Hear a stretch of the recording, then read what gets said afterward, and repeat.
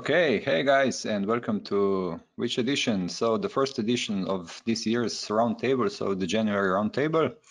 And the topic we are having today is hands-on with ARK Crypto SDKs. Today I have, let's say, two live guests, which of them you both know. We have Dean, who is founder and CEO of Nos.io. He was already here on some previous roundtables doing live coding. You all remember the active session we had. And of course, we have Justin Rankin, our senior brand manager, who is actually, let's say, the father of the idea of the Boomerang app that was built with our crypto SDKs by Dean, who offered him help. And he'll explain a bit more about the background and why he wanted to have this functionality and how it actually helps him during his work. So hi guys. Hi, how are you? Great to be here. Yeah, great to be back. Yeah, nice to have you. So before we jump into the specifics, maybe just a few updates from the previous months or from the, let's say, from the January, from the start. So this week we released Core v2.6 release candidate is out and is running on DevNet. So release candidate is the last release before the official release. So make sure to update your nodes, test the network, try to stress test the network if you haven't, so that we can, let's say, find less possible bugs and fix them in appropriate time. And yesterday was also another, let's say, release from ARK, which was the updated page for the documentation. If you head over to our website, ARK.io documentation, we now have a specific section for each of the topics that cover our products, our libraries, our APIs, or our initial, let's say, developer guides and step-by-step guides. Older ARK docs are getting deprecated, but they're getting deprecated like in an iterative way. So most of the stuff is now available on ARK Learning Hub. Some of the older usage guides, but will be still available on the ARK docs until we figure out what is the best way to migrate them. And I would just like to explain a few words about the Learning Hub, which basically came out as initial idea for running a workshop and tutorials. And well, it grew into the Learning Hub, what you can see actually on the screen. So it covers actually everything you need to know about starting how to develop with ARK. So it helps you, let's say, how to set up your development environment, either if you're a Linux user or you want to use Docker on Windows. So you have really nice step-by-step guides. And these guides were actually tested by some non-developers, and they actually managed to deploy their own local network. They managed to start their own modules, their own distributed applications. So we're really proud of that. And another bigger section which addresses core application development, where we added how to write core D apps. And basically core D apps, you know, as also Dean explained, and we'll be talking about more of some of the SDKs later on, are basically modules that run on top of our core. So we can see them as, let's say, in a similar way as a web application is deployed on the web server, the same way D app is deployed on our core blockchain platform. And here you can find explanations like for basic module structure, how to create your first module. You can go through step-by-step sections, but let's say the best piece of it are reusable starter module templates, where we have already prepared, let's say, all the scaffolding, all the skeleton projects for you. And so you can just go ahead and start coding by using the templates, which are basically like, you know, initial core template. Then if you want to run additional API or HTTP REST endpoints on top of core, you can use different templates. And there's also a template for custom transactions. And of course, if you want to learn more how to actually write custom transaction types, there's a really detailed guide. Yeah, I mean, go ahead, check it out. And we would love to have your feedback. So if you find something missing or if some explanations were not clear, please reach out to us and we can improve it. All of these templates are actually pulled from the the new, let's say, the new GitHub repository, which is Learn ARK. Here you can find actually source code if you want to look deeper into it. So there will be more and more examples here. You can find actually the GTI templates, the custom transaction templates, but not only related to core, but also, let's say, for desktop wallet templates. You can just hook it up, copy to your repository, and start coding. We're also proud of the latest change that was actually made by one of our developers who made more efficient, let's say, GitHub action related to testing of your plugins, because if you develop a custom transaction type, you have to still check if it's compatible with the current version of the core, if all the block validation goes through, if everything is calculated in the same way, if your new transactions are actually accepted. And before that, you had to do this by yourself. So let's say setting up different steps or running up a node and deploying the plugin on your own. But now actually it's a GitHub action, and every time you push a few changes, a separated end-to-end test is being run, meaning that actually you can see all the details. It spins up 5 nodes. It builds the transaction and actually sends the transaction, your custom transaction that you coded in your plugin, to the actual to the core that was spun up during the testing process. So it saves you a lot of time, and it's run daily, so you can immediately see if there are some breaking changes along the way.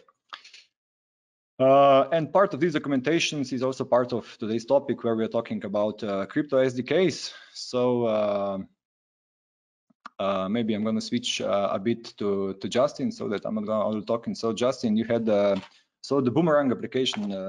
Tell us a bit more about it. Why did you want it, and how did you guys actually came to start to building it?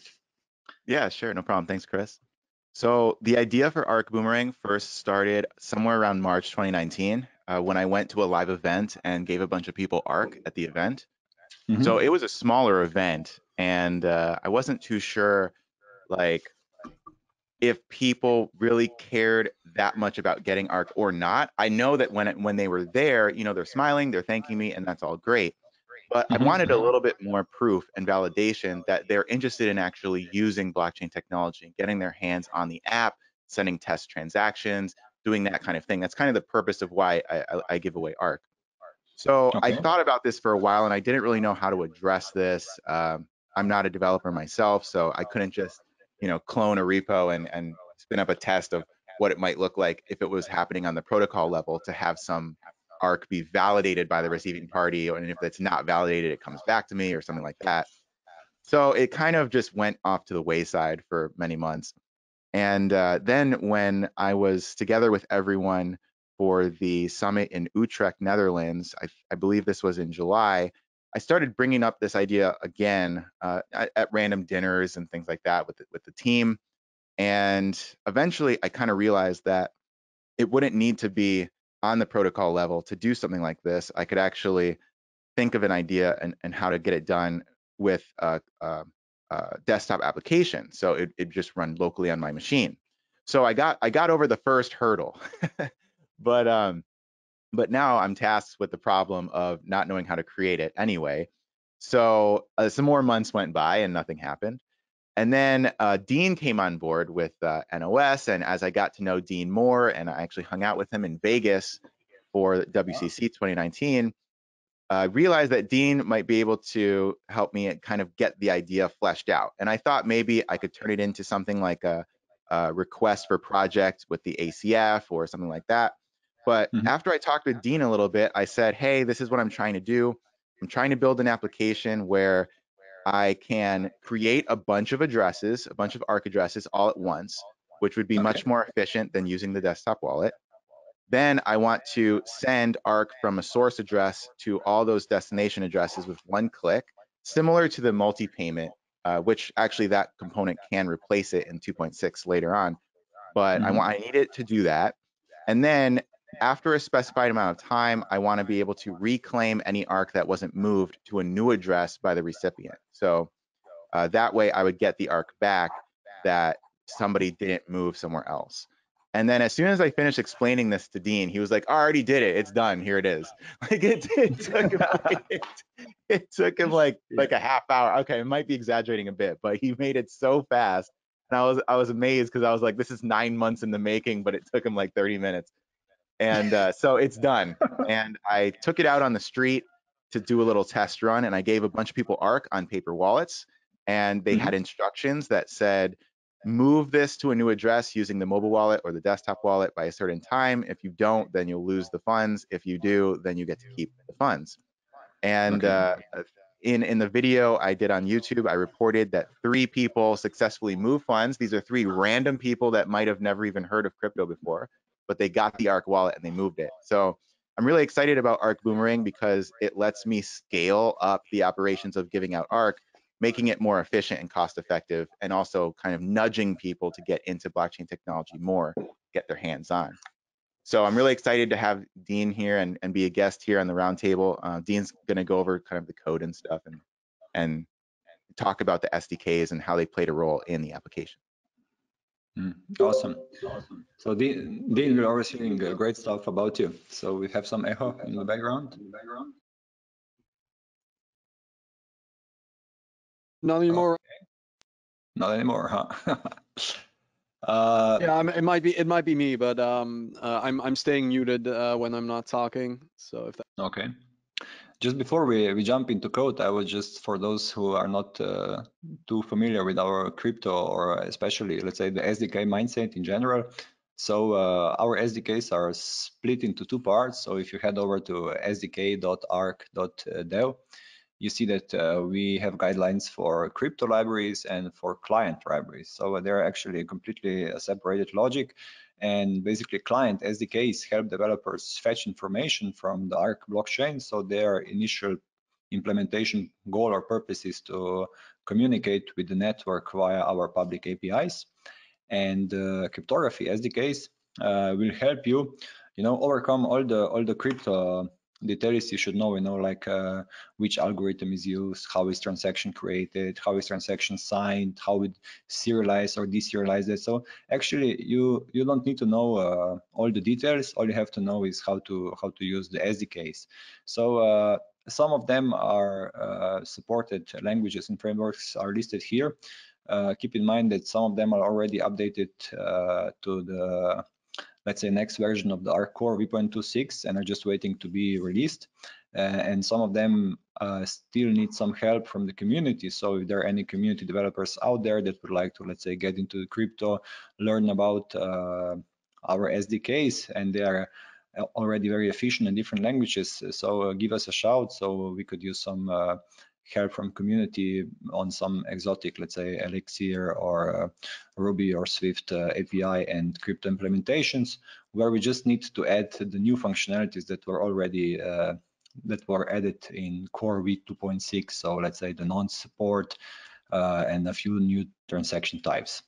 For each of them, we have reference documentations and stuff. So if you look at, let's say, TypeScript developer branch, you will see that it is already implemented. On the other side, all the libraries we implemented follow the same principles. So if you look at crypto libraries, they have the same interfaces, the same objects, no matter the language, the same methods are exposed.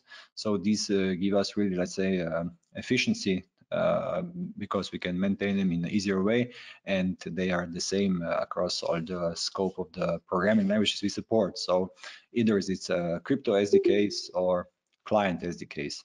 So, and you also see on our SDK side, for each of the supported SDKs, we offer, let's say, installation instructions.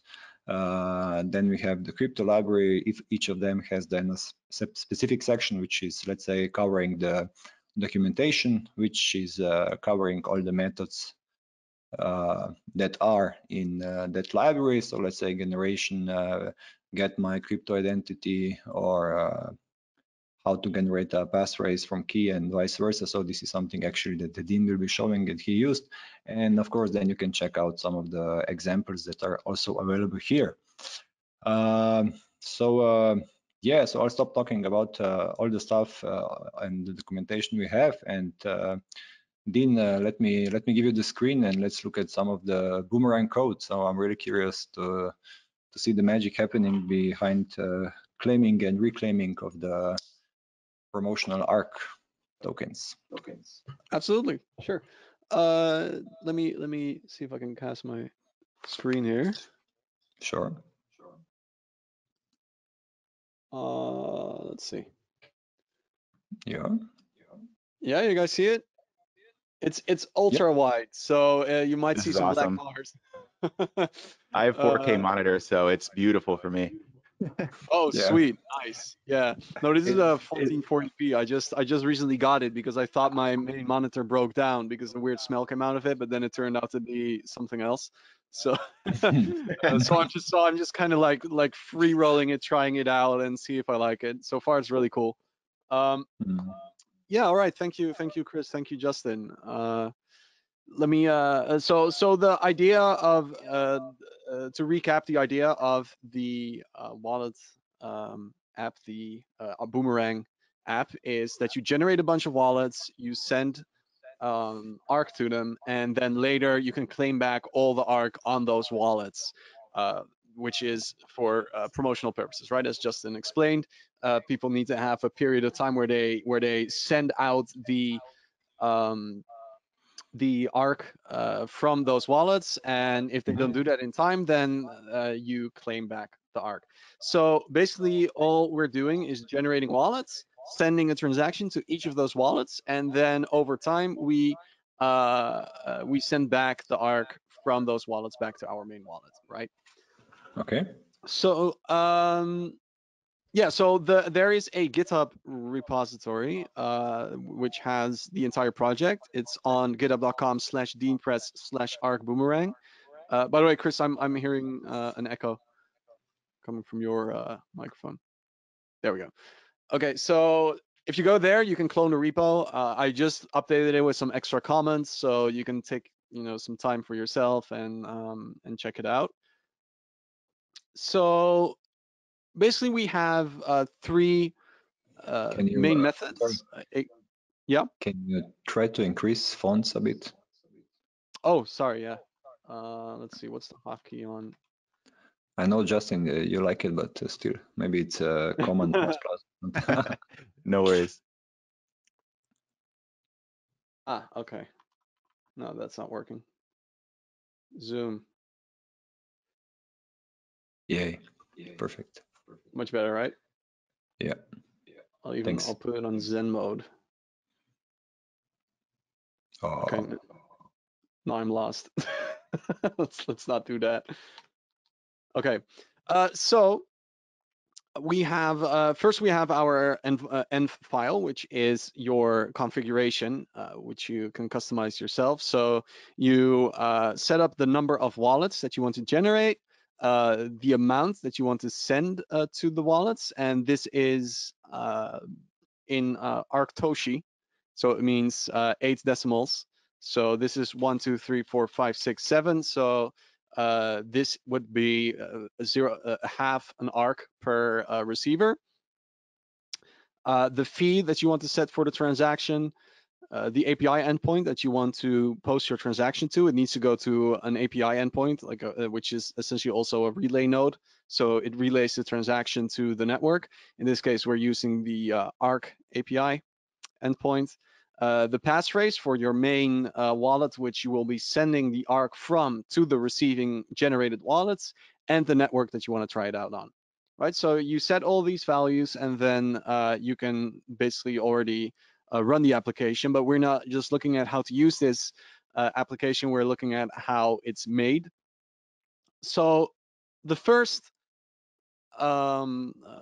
feature is generating the wallets. So first we're gonna require our packages, which is the BIP39 package for generating mnemonics.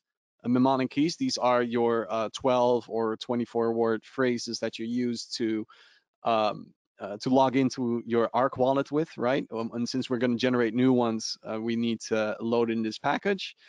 We're using the crypto SDK to generate the transactions. and we're using the file system to create and read our generated wallet file, right? So the first thing we're doing is, when we set this up, is we're going to set our configuration.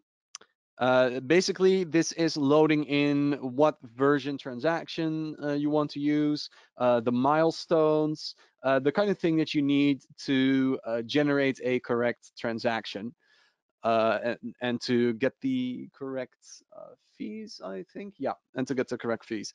So we're going to set it to the mainnet, which is, it's reading from our end file here. So we're going to do crypto managers, which is the managers module in the crypto package, config manager, which is the configuration management features, and then we're going to set from preset, which can be either devnet, mainnet, testnet, or unitnet, or if you have, of course, if you're using a bridge chain, there could be more networks in there.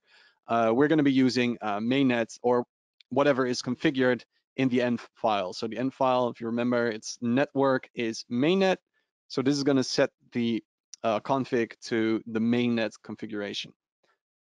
Next, we're going to write a function to create a new wallet. So what this does is it generates a mnemonic, and then it generates the relevant wallet details. So it creates an address and a public key from here as well. So first, we're going to generate mnemonic, and this is from using the BIP package. Generate mnemonic generates a 12-word mnemonic by default, which works with ARK. It uses a random number generator natively, and it's quite good. So this is an easy way to generate a mnemonic. Then you generate the keys from this mnemonic. So we're going to call the crypto package identities module keys, and this is all. So if you need to know all these different modules, you don't need to know them by heart. Of course you will if you use it long enough over time, but it's in the ARK documentation, right, at the TypeScript documentation part of the Crypto SDK. So that's where you can find how to deal with identities and that kind of stuff. So we're going to generate new keys, which is basically your public key from the mnemonic we just generated. So we're going to do from passphrase, and then we're going to insert our generated mnemonic. And then that will generate everything we need. So this function will return an address, which is, I'm sorry, Kristjan? Thank you. So an address, again, we're going to call identities, and then we're going to get an address from the public key, which is something that's inside the keys, variable, which we generated. So we're going to generate an address. Maybe I should explain what the difference is between a public key and an address. A public key is when you're talking about a public and private key. Can I, by chance, mute the stream itself? No. Okay, so let me show you here. So this is a public key, usually. This is what's generated from a private key, and it's generally generated from using, for example, your mnemonic, and then that combines it with a value, a hash. In the case of ARK, I believe mainnet, it's like 27 or something. It uses that as a hash to generate a public key, which is like a hard readable key, which is publicly accessible. Now we're going to use that to compile it into a hash, which is 1 second. Sorry, maybe I can, so yeah, maybe I can jump in on that part. You know, if you go to the, let me drop the link into the chat here. We have a nice picture explaining that. Oh yeah, you have your, yeah. It's nicely explained in the documentation. Basically, what it does, when you have a private key, such as a mnemonic, that's used to generate a public key. So that's always the same. The same private key will always, when you use the same algorithm, encryption, cryptography algorithm, it always generates the same public key. And now to make this readable for the network and what you're using as addresses, the crypto package can then compile this key essentially into a readable address, and that is what you know as your crypto address. So what we're doing here is we're inserting the public key that we generated. We add the hash of the network, which is 23, and then that generates an address, a readable address, right? Then we're also going to return the passphrase and all the keys data for all, so that we have all the information stored. So then we have a function to generate the wallet. So we're going to create a new array, which is empty. Then we're going to have a for loop, which is which starts at 0, and then it increases by 1 every time we run this block of code, and it goes on until we reach the number of wallets that we wanted to generate. In this case, 5. Right. So it's going to run until we generated 5 wallets. It's going to run this create wallet feature function that we just made, and then it's going to push that to the array. And after that, the file system package is going to write this to a JSON file, and then it's finished. So if you run this, we can actually run it. So I'm going to do node generate.json, and it's going to return an error because I think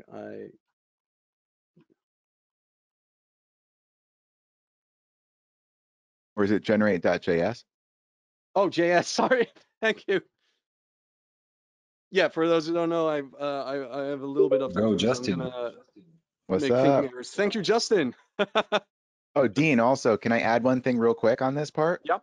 Mm-hmm. So you'll notice that as part of the process, it generates a file of all the keys. And this is so that the user of Boomerang can like print them out or do whatever it is they need to do with them, but it's not like best security practices. So the user of Boomerang needs to be aware of that file existing and delete and destroy the file when the session is done. Also, the what's it called? The wallets that you're generating are only designed to be used for a very short period of time. So you only want to give people like 1 day or up to 7 days or so to claim their ARK, because it's kind of sitting in a super hot wallet at that point. So that's all Exactly. I wanted to add. So this is the file that it generated. So I ran generate.js, and it generates these files. So when you look here, you have the address, you have the passphrase, and you have the public key, private key here. So all the data we need to access these wallets, send funds to them, and log into them as well. So that's how we generate wallets. So again, the create wallet function, we generate a mnemonic. We turn that mnemonic into a key object, which is this public key, private key. We're gonna use that public key, combine it with the key hash, which is unique for each network. So how did I know this is 23? If you go to the ARK API, which is one example, you can retrieve it on multiple ways, but if you go into the ARK API, you can actually do node configuration, and then it's the version the main version value, which you see here, which is 23. So that is basically a number that is unique to the ARK mainnet, and different networks will have different versions here, which compile to different types of addresses. So our key plus 23 will generate the address, which starts with a capital A on the ARK network, and then we insert the mnemonic and the keys as well, and that's how we get this. Then we generate the wallets using this for loop, and this is what it returns. So that's the first step. So now what we want to do is send ARK to these addresses, right? We have 5 addresses here, and the point of this tool is that people are able to claim ARK from them. But for that to happen, these addresses need to have ARK on them. So we're going to have our send feature. So we're going to import our packages, the .env packages, to work with the env variables, which is these environment variables, which we set in the env file. We're going to set our config to mainnet, and we're going to load in the wallets we generated using the file system. So we're going to parse the JSON file, like this, and then we basically have an array of objects for our wallets. So now we're going to write our send function. And the send function is for sending ARK, obviously. So inside here, we want to load in all the wallets. And give me 1 second.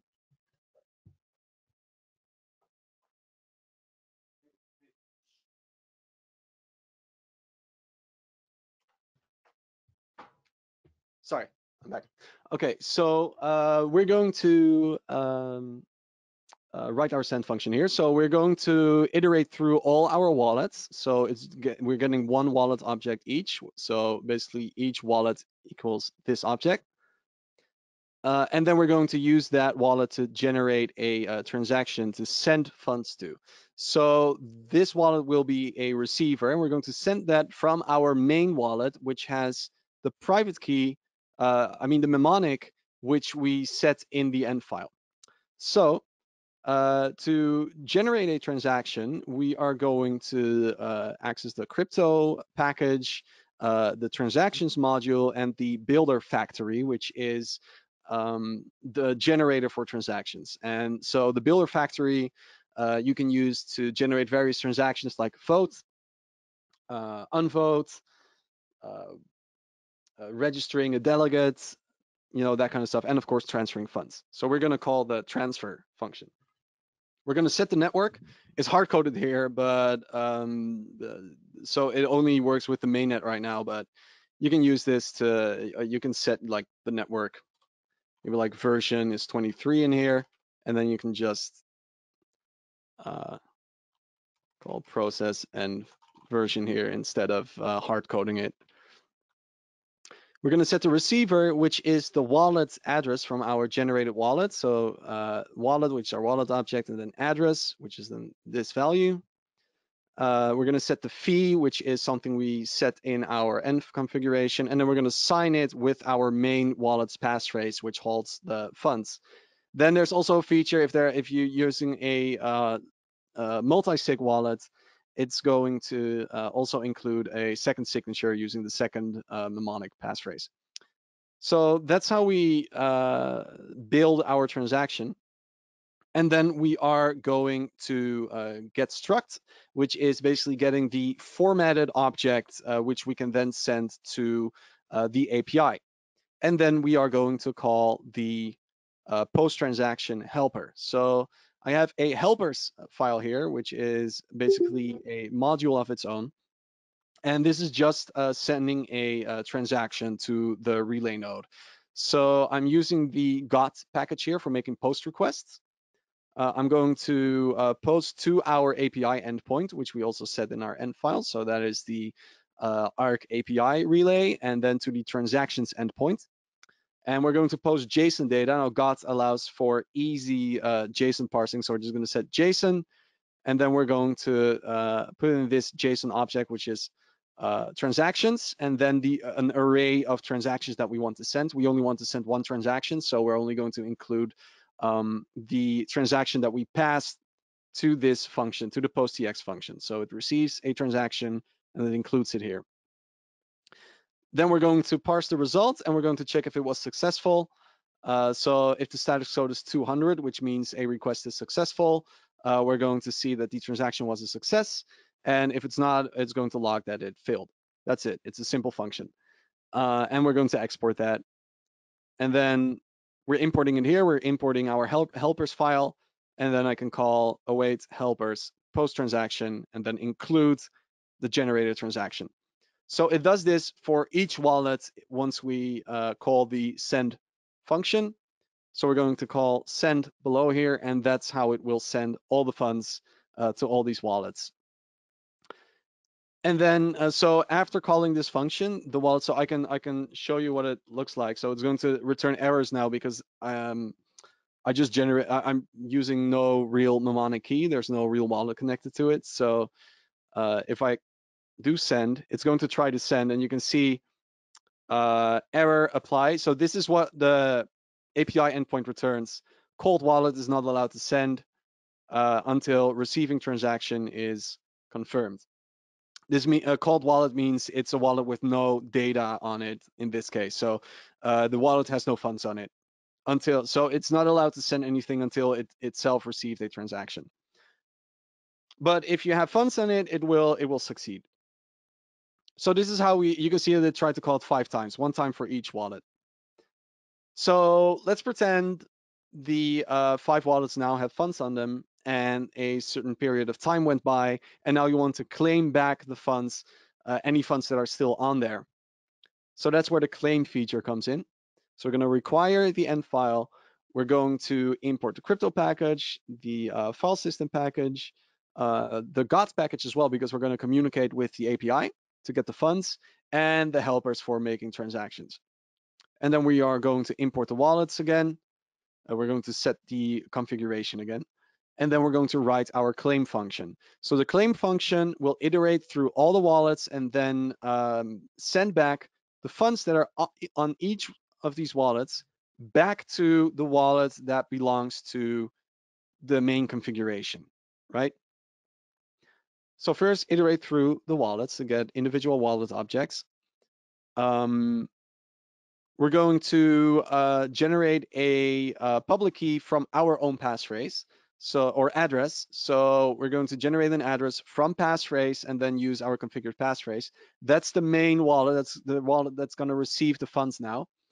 And then we are going to check the balances of each generated wallet.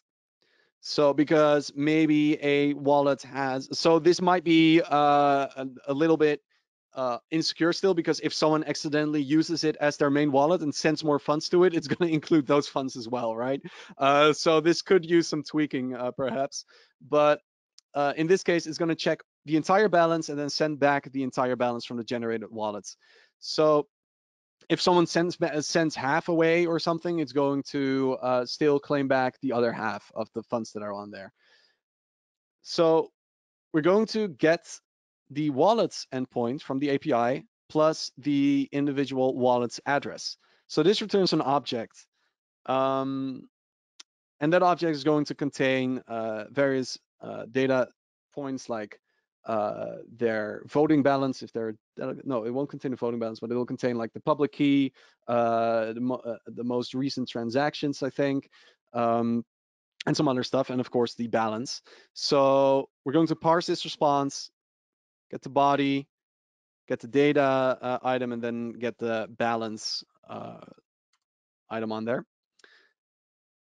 Then we're going to generate the amount that we want to send back. So we're going to create a big number, which is basically a way to parse big numbers, because we are using big numbers, even though like you're dealing with 5 ARK. In the backend, it's 5 ARK plus the 8 decimals, right? So it's actually 500 million, the number that you're dealing with. So to deal with that in JavaScript, you're using a package, in this case, the big number package provided by ARK Crypto SDK. We're going to make a big number out of this balance string. So in this case, it would be around 500 million or 5 ARK. We're going to deduct the amount of the fee, which is what we're going to use to pay the transaction fee, and then we're going to convert that to a string. So this will basically, if we have a fee of 0.2, then we will be sending back 4.8 ARK, right? So if there is a balance on the wallet, otherwise it makes no sense to make a transaction. If someone has a balance, that means there is no, that means there is remaining crypto on that wallet. We're going to generate a transaction. So we're going to generate a transaction just as we did last time, except this time the receiver is our main wallet from the main passphrase, right, which we configured. The amount is going to be the amount minus the fee. Then the fee is going to be the fee. Then we sign it with the wallet object's passphrase. So so each generated wallet, it has the passphrase here, and that's what it's going to be signed with. And then we're going to get the struct as well.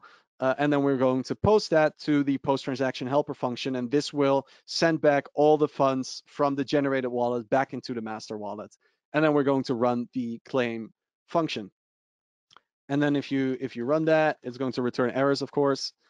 In this case, it's going to throw. Of course, I can fix that by using a try block in here, but I'll skip that for now. Either way, it's going to return 404 because the wallet isn't actually found. But otherwise, it would be sending back these funds 5 times. And that is basically it. So generate wallets, you get the wallet file, send funds to each wallet, then later claim back all the funds from every generated wallet back into the master wallet. And those are the features. And end presentation. Awesome, man. Really thank you for this detailed overview. Yeah. I mean, it's pretty clear. Let's see if we have any questions from the other listeners. Do we have any questions? Ta-ta. First questions. First, Boomerang ARK. Hey, Dean. This is Cameron. Pretty awesome. Hey.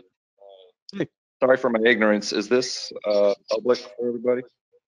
Yeah, it's on GitHub. So if you go to github.com/deanpress/ark-boomerang, like this.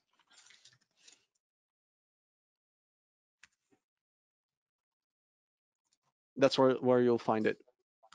Cool, thank you. I dropped the link. For advocates. Yeah, absolutely. There's a bunch of documentation in there as well. There is a flyer that Justin created, so you can hand them out physically too. Absolutely. And some extra docs. So I mean, it's really a practical application. What I'm thinking now, with the desktop wallet and with the new plugin system, this could actually be some kind of a plugin implementation, since I see that Justin, you're running this from the console now. But just maybe an idea for anybody trying to do a plugin, this would actually be a good desktop wallet plugin, yeah? Yeah, absolutely. I definitely think it would be really cool plugin. I mean, you just need a simple graphical user interface on it, and then I guess handle how to do the key generation, or like how to display it. Maybe it's just displayed visually to the user and they can copy it to their clipboard, or maybe it does create a file anyway. But yeah, that would be awesome. And then anybody who has the wallet would have the power to give people ARK, knowing that if they don't care about that ARK, they would get that ARK back. So yeah, that would definitely make it more scalable. Yeah, definitely. Yeah, and there are some other things that you can do, like you could make an admin dashboard for this, for example, the front end. Yeah. Right. So actually, so you can have an overview of the wallets. You can track their live balances. You could click claim for individual wallets, whatever. There's a ton of stuff you can do, because this is obviously all with the command line, but you can build a front end for this. Yeah. Yep, absolutely. I would love to see it in a wallet, actually. One more thing, we were explaining the identities and the crypto stuff and how everything is inherited. So when you guys will be going for the code for the Dean Press's implementation, where you can see, so this is his GitHub handle where you can see all the source code. Feel free to jump back to learn ARK Dev, and there's a key concept cryptography overview section. And it's really, it was written by Sleep Deficit. It's really a summarized version of all the cryptography you need to know to efficiently, understand what is a private key, a public key, how are addresses derived, what is a mnemonic, why do we have the pub key hash 23, which initially translates to a different address. So in short explanation with some minimum pictures and examples, but it's a great start. And if you look at the code and you see the pictures here, I think everything will be more or less clear. So just want to comment on that also. I'm really happy to see the progress. I mean, if you see that what you guys built actually just by talking and interfacing, where Justin was planning it for quite a long while, and then you spent one day implementing, and it's a really efficient solution to drop and share some ARK. and a really good example of how efficient our crypto SDKs are.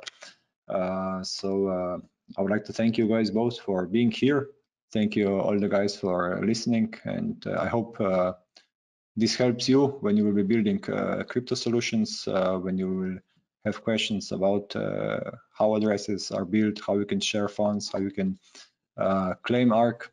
And if you need any other help, so our team is here. Join our Slack, join our public GitHub, and we'll help you forward. So thank you guys. Thank you. Thank you. Goodbye. Bye. Bye bye.